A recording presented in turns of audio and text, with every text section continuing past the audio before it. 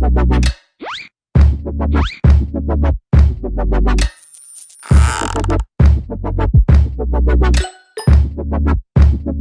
there, Board Game Brody here with Let's Table It, where we get games to the table. Like this copy of March of the Ants. It's the Evolved Edition by Weird City Games. This right here is the prototype version of the revised and upgraded version of the original game back from 2015, featuring new artwork and graphic design, revised and updated mechanics. There's new resting cards and great tunnel battles, wooden ant meeples, but still has the same quick playtime that delivers a great 4X game feel under an hour and a half. The game is played over several rounds represented by seasons. Each season has 4 phases: the worker phase, where most of the actions take place, the soldier phase, where battles are resolved, and the queen phase, where players collect resources, and then the slumber phase, where players score points. At the end of the game, the player with the most points will win the game, and you will score points by controlling hexes that border the Great Tunnel, by harvesting from collection sites, from evolving your full ant bodies, winning battles, and completing conditions shown on colony goal cards. This is the game setup here, starting with the Great Tunnel, and the meadow refers to all the hexes placed onto or around it. The Great Tunnel is the center and the origin of all the ant colonies. The Great Tunnel does not count as a hex, but players will be placing larvae there and battling when more than one player is there during the soldier phase. Anyways, on your turn, you start doing the worker phase, and you go in a clockwise direction, taking one action from 5 possible actions shown on each player's nest board. Explore, forage, march, play a card, or rest. When a player takes an action other than rest, all other players take a reaction to that action, making it so that all players are making decisions on every player's turn and playing on every player's turn.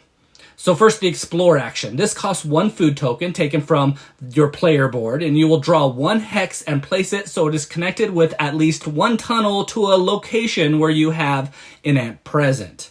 Pathways are clarified with tunnel markers as well. Some hex tiles might have features where you will need to add additional tokens to the tile, like a wormhole or the centipede, where you add one of those to the tile when they are shown. The game is set up where your starting hexes do not have any centipedes on them to help ensure your ants get off to a healthy start.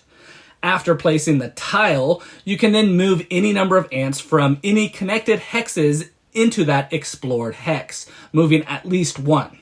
Ants will want to inhabit collection sites shown on the tile to gain resources or to claim control of a hex. The control site is shown like this. Whichever player's ant controls this site, then they control that tile. Collection sites, including the control site, might also give players its shown resource like food, larvae, either single or double. It might reward a colony point or to draw an ant card. These actions are performed at a later stage, but you'll be choosing which ones you want to claim at that time. And then you can move multiple ants to claim more than one site if you want as well. So then all other players can perform the reaction, which is move 1 larva from their larva chamber, which is located on their player board, to any hex that they inhabit already, or they can place it in the Great Tunnel. This will get more ants out on the tiles that everyone wants to do. If at any time a player moves or places ants where there is no collection sites available, then they are left on the outskirts of that tile. If an ant leaves a site for whatever reason, then in player order, players take turns moving all of their ants to any available sites. If this is after a battle, then the winner will actually start placing their ants in any available sites first. Remember, you want to be in these collection sites to gain those resources. Let's move on to the forage action, which also costs 1 food. When performing this action, you will draw 3 cards and then discard any 1 from your hand. Each card has a cost shown on the top left. It might have a ferocity icon with it, with a number of white dots as well. This will help you with your battle strength if you are using it for that purpose. And on the bottom, there's text describing its ability. These cards can be used to upgrade your ants or gain additional abilities, or maybe it's a goal where you can gain points from it. But really, this action is all about picking up and gaining these cards, not yet playing them. The reaction for all other players for this action is to gain 1 larva by moving one of their ant tokens, labeled as an egg when it's in your supply, and add it to your larva chamber on your player board. The next action that you can choose to perform is March, again costing 1 food. To do this, you will move up to 6 steps with any of your larvae and or ants. This is either from one tile to another, or to move larvae from your player board to a tile on the board from one that you inhabit already. Wormholes connect locations together, so you can move from one wormhole to another with 1 movement. The reaction for all other players for this action is that each other player may move one of their ants 1 step. Larvae cannot be moved with this one, but it might be a good way to move to a collection site that you might need that resource of. Play a card is the next possible action. This cost is shown on the card that you want to play on the top left of it. The card will list its cost being either of those, maybe just ants, maybe just larvae, or both, one of each, something like that. There are 3 types of cards in the game: events, which are one-time effects that are then placed in the discard pile; colony goals, which are objectives that you can shoot to achieve. These are placed to the right side of your player board, face up for all to see, and you can have a maximum of 2 of those. Then evolution cards are played onto the ant body on your nest mat, giving you permanent upgrades. Each evolution offers a unique bonus to your ants. New evolutions are played on top of the other ones, and only the topmost gives you its effects. But a stack of cards in that slot will also give you segment bonuses depending on which slot it is in. The head slot will give you a +1 ferocity for each head card that you have there while you are in battle. The thorax lets you place 1 larva into the great tunnel for each card in that slot during the worker phase. And the abdomen feeds 1 additional ant per abdomen card when you need to feed your ants. You will also gain 3 points for each ant body that you fully complete at the end of the game, meaning a set of head, a thorax, and an abdomen card. And then the reaction for all other players for this action is that they can discard a card from their hand to draw 1 new card, hopefully giving them something more useful. And then the last possible action is to rest, which doesn't cost anything. You will choose an available rest tile to gain its reward, and you will no longer be able to take actions any longer for that round. Players will continue in a clockwise direction, taking actions until the last rest tile is taken. The player with the active player marker will then pass it to their left, and the player will be the first active player for the remaining phases in the next worker phase. You will then move on to the soldier phase next. First, you resolve relevant head evolution bonuses in clockwise order, beginning with the active player. Then, the Great Tunnel battle is performed prior to then resolving battles in ascending order from the number on the hex, except in round 1 where there are no battles performed. Battles are performed in each hex where 2 or more players are present and there are ants in the outskirts. In each contested hex, the defender is the player who inhabits the control site, and the other players are labeled as invaders. In a battle, you will determine army size by counting how many ants are present in that hex, then starting with the player to the left of the defender and moving clockwise. Each player in the battle can then play 1 card for the battle face down. After everyone has a chance to play a card, then those are revealed, and players determine their ferocity by adding the card's ferocity value, which again is the number of white dots on its icon. And then you will add that to the number of head evolution cards that that player has on their nest board. The ferocity is added to the army size, and that determines that player's battle strength. The player who has a larger battle strength is the winner of the battle, with the defender winning ties. The winner loses ants equal to half of the combined army size of all the losers rounded down. Each losing player loses ants equal to the winner's army size. If all the winner ants would be lost, their last ant is not lost.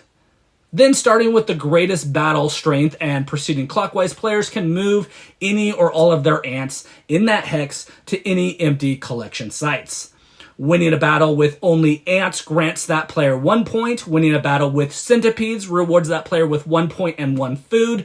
And winning a battle in the Great Tunnel, it rewards players in order of their battle strengths listed there. The first battle, again, in the Great Tunnel is a little bit different as players compete for the listed rewards, but also there are no defenders and no invaders. Ferocity cards are chosen in player order, and the rewards are determined by the battle strengths. Centipedes trigger battles when they're present, and their size is shown on their track. You will draw a card for its ferocity, and if it's an unpredictable foe, if its ferocity is 1, you will add 1 to its army size and draw again. Each player who equals or exceeds the centipede's army size wins and gains the spoils. If any player wins, then the centipede loses and is returned to the supply. If the centipede wins, it deals casualties equal to its total army size to each of its opponents. If it loses in battle, then it deals half of that amount to each opponent rounded down. After the centipede is gone, then if there are still ants of more than 1 player in that hex, then the ants will then do another battle. The last phase is the queen phase. At this point, players harvest, feed their ants, and make their queen's choice. So to begin, relevant abdomen evolution bonuses are resolved in a clockwise order. Then each player collects resources from all of their collection sites where their ants control. For food or larva, you will, take a token of that resource and add it to your nest board. Cards are drawn from the deck for those collection sites. Score is increased if you have a point collection site, moving your score marker up. Then each ant that you have on your tiles need to be fed. And for every 4 ants, you need to discard an additional food token. So 1 to 4 ants is 1 food, 5 to 8 ants is 2 food, 9 to 12 ants is 3 food, and so on. You will also check abdomen feeding bonuses, as each food can feed 1 additional ant for each abdomen evolution card you have on your ant body. If you choose to or cannot feed ants, then the ones that you could not feed are removed. In the last round, if a player is unable to feed their ants, they are not eligible to win any of the in-game rewards. After all ants are fed, the queen's choice is made by deciding to add 2 food or gain 5 larvae. During Slumber, players score points and refresh the board for the next round. Each player scores 1 point for each inner hex they control that touches the Great Tunnel tile. Remember, control is determined by your ant being in the control side of that tile. Colony goals are then done by each player scoring 1, 2, or 3 points for meeting the conditions of any of the colony goals that they have in play in front of them. This is only for the player who has played this card in front of them, so each player might have different goals. The number of points of these goals are also determined by how many times they met the condition as shown on that card. The round marker moves up, rest tiles are discarded, and new tiles are placed out according to the number of players. The current reward tile is discarded, and the topmost reward tile is placed out face up in the Great Tunnel. And then the worker phase begins again. After the last round, in-game points are rewarded, and the game ends. The end of game rewards can be awarded to all who feed their ants that last round. The player with the most larvae scores 2 points, the player with the most food scores 2 points, and the player with the most cards in their hand scores 2 points. The player with the most points wins the game. Now, there are some variants if you want to play, like a long game variant. You can play 5 rounds instead of 4. Beyond the Meadow variant introduces special tiles that have unique effects and abilities. You can play the game 2-player as well as 5 players with some adjustments to some of the rules and setup. There is a solo or cooperative variant giving, rise to the centipedes. And, well, that's March of the Ants here. It's really a game that has a great theme. I remember playing Sim Ant when I was little. This game is nothing like Sim Ant, but it kind of fulfills a spot for me or a need of a game about ant life because it's kind of fascinating and it's fun to play. So what I like about this game is that it's not super complicated, yet there is a lot of choices and a lot of combos that you can do to change things up. There are 5 main actions in the worker phase. Explore, which, adds tiles, claiming collection sites and controlling sites for, those points that you get at the end of the game. or during the game. Foraging, which is gaining cards for their abilities and potentially upgrading your ants. Marching, which is rearranging your ants or getting more larvae onto the tiles that have, more ants on them. Playing cards to take powerful actions, or resting, which ends your turn but gives you some type of bonus for resting. And the first rest gains, the best bonus at that time. As the game progresses and more tiles are added and more battles are performed, you will see more opportunities open up as far as, moving onto control sites or collection sites or attacking other players to take over what they might have. Movement is done by tile to tile, but there are also wormholes, which makes it easier to travel around the board as you try to claim collection sites to gain resources. You also, have to watch out for how much of resources you have, because actions cost food, larvae, or something. So being prepared well ahead can help you to know, what you need. But realizing you don't have any food yet and then wanting to take that action is a bad place to be. Points are determined by gaining them a little bit at a time in the game through collection sites or winning the Great Tunnel battles. Other battles score you points as well, either against other ants or against the centipedes. You will also want to achieve goals shown on your colony goal cards for points. Playing them out early in the game will also give you time to score more and more points on them, and you could change them with new cards that you get throughout the game as well. Another way to score is to control the tiles surrounding the Great Tunnel as they are, continually giving you points. Then lastly, end of game points for having the most larvae, the most food, the most cards in your hand. They'll give you a little bit of points at the end as well. So you want points, but you also want to be strategic in your choices to get better, to be able to score more points. One of these things I like in their design here for this game is upgrading your ant. You have a head, a thorax, and an abdomen. Each gives you an ability, which is active as long as that card is on top. But you also want to increase the amount of cards in each of those slots as well, because the more cards you have there in each slot, it'll increase, say the ferocity during your battles. And for each card in your thorax slot, it'll give you more larvae, putting it into the Great Tunnel. So you will have more ants on the board. The more abdomen cards that you have, your food can feed more ants than normal, so that you don't have to have as many food. So this system is great because it has layers, and you want cards, but you also, are forced to change your cards to gain more in each slot as well. So your abilities and ants are just always changing throughout the game. Now, one single player cannot be good at every place on those boards, so you will want to find the area of least resistance and flourish in that area. And as things change, you can change, but you will need to plan your resources by picking good collection sites to be on. Be prepared for battles, as that will happen, and you will need to, continue to get more larvae so that you can pump out more ants and figure out when it's a good time to do all those things. And then you need to upgrade your ants with cards and take advantage of your upgrades as well, as you can do some better and unique things that other players won't be able to do. Now, overall, the design is great. It lets me, relive my sim ant experience from the past. Rarely are you looking back through the rulebook in this game. You are needing to be aggressive while also being smart while you play.